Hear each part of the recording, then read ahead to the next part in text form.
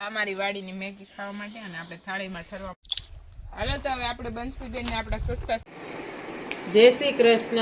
Mummy બહુ સવારમાં વાડીએ ગયા હતા તો લસણમાં થોડીક વધારે ધાણા ઉગી ગયા, મતલબ લસણમાં એક્સ્ટ્રા ધાણા નીકળ્યા. તો એ લસણને થોડુંક ઉગવા માટે ઓલું થાય, મતલબ નુકસાન થાય. નુકસાન નહીં પણ એને એટલું બધું વધવા ન દે લસણને. તો મમ્મી કહે કે આ વધારાના જે ધાણા છે ને આપણે કાઢી લઈએ અને આપણે લસણની આ જે ધાણા છે કોથમરી એની સુકવણી કરવાની છે. એટલા માટે મમ્મી જો આ રીતે ડાળો કાઢે છે અને હું કટિંગ કરવાનું ચાલુ કરી દીધું છે. અને કટિંગ કરી અને હવે જો આ છે આની સુકવણી કરી દેવાની છે.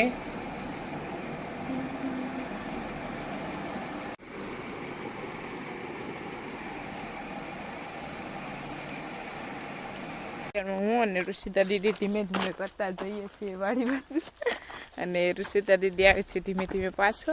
અને બસ આપણી ગાયો વાડીએ છે. તો મમ્મી સવારમાં આવેલા હતા તો આજે અત્યારમાં આપણે જવાનું છે વાડીએ. 9 તો વાગી ગયા છે અને ચલો પગી જાય ધીમે ધીમે કરતા.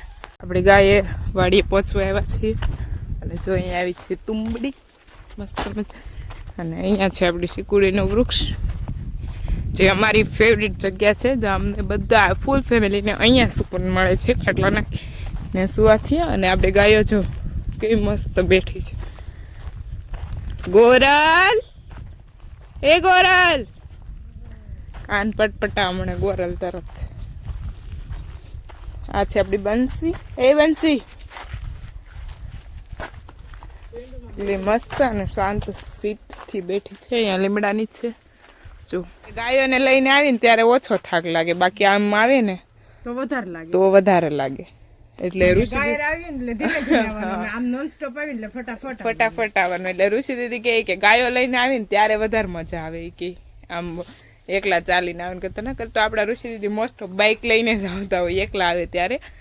અને બસ પહોંચી ગયા અને આપણે ગાયો જો અહીંયા બેઠી છે. હવે એને આપણે પાઈ લેશું, ઘાસ પણ નહીં દેશું અને પાવાની છે ગાયો. તો બધી ગાયોને પાઈ લઈ. હાલો તો હવે આપણે બંસીબેનને આપણા સસ્તા સ્વિમિંગ પુલે લાવી દીધા છે અને બંસીને અહીંયા પાઈ લેશું. એટલે આપણે અહીંયા જ સુવિધા કરેલી છે બાજુમાં તે ગાયો માટે. ગાય મારી જેટલી શાંત છે.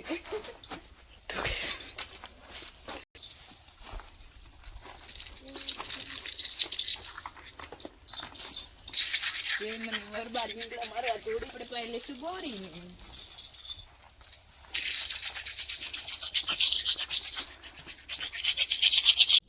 જય શ્રી કૃષ્ણ. આજે આપણે વાડીમાં બનાવવાની છે આપણા વાડીના બધા વેજીટેબલની મેગી, કેમ કે ઘણા સમયથી મેગી નથી ખાધી.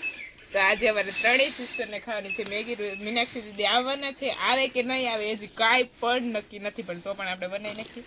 બધા કહે છે કે તમે મેગી કેમ બનાવો, પણ મેગી વગર હાલે ને. એટલે જોકે ધીમે ધીમે ઓછી જ કરી નાખી છે ખાવાની, પણ તોય આજે ઋષિ દીદી કહે કે હાલો આપણે બનાવીએ વાડીના વેજીટેબલથી.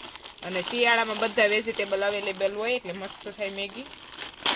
ખાવા માટે મૂકી દીધી છે ગરમ પાણી, બાકી નાખીએ.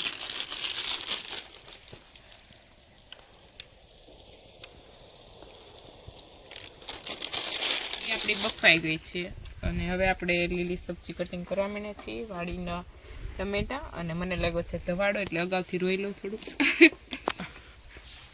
દેશી ટમેટા છે, ઝીણી ટમેટી છે.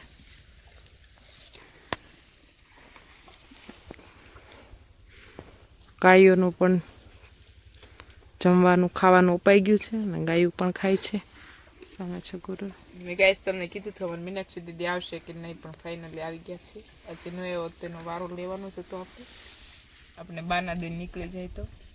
અને બધા કોમેન્ટ કરી દેજો હેપી બર્થડે મીનાક્ષી દીદી, ભગવાન એના હરેક સપના પૂરા કરે. અને આજે છે એનો બર્થડે. હવે આપણે કટિંગ કરવાનું છે કાંદાનું. તાજી બધી સબ્જી છે.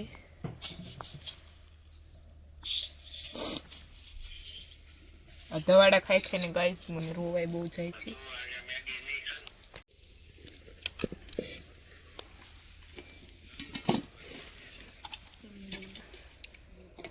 હવે જશે તેલ. આપણે એડ કરી દીધું છે. અને મરચાં પણ એડ કરી દીધા છે. હવે આપણે નાખી દઈશું કાંદા.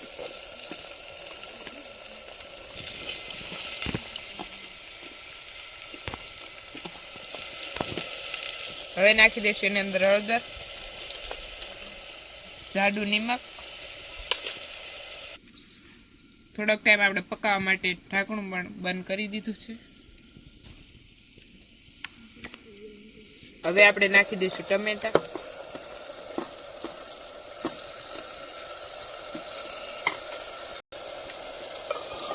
આપણા પાકી ગયા છે. હવે અંદર નાખી દઈશું મેગી. હલાવી નાખશું.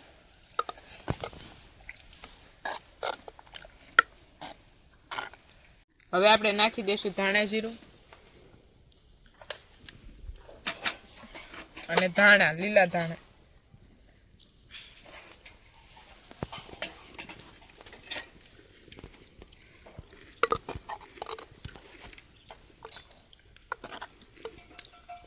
અમારી વાડીની મેગી ખાવા માટે અને આપણે થાળીમાં ઠરવા માટે મૂકી દઈશું, કેમ કે ગરમા ગરમા પાટિયામાં શું કે બની ગયા પછી ઉકળતી રહી, પાટિયો એટલો ગરમ થતો હોય. અને ચાલો બધા અમારી વાડીની મેગી ખાવા માટે.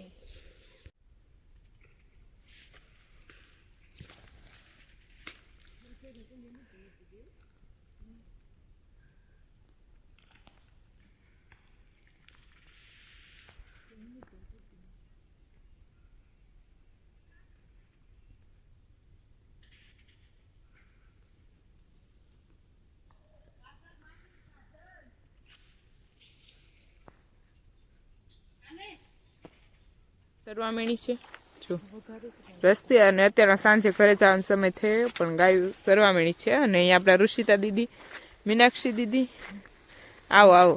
પોગી ગયા? પોગી ગયા તમે? અચ્છા, બસ મળી ગઈ થી?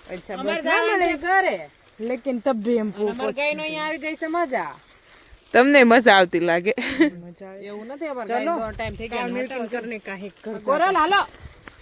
ગોરું બની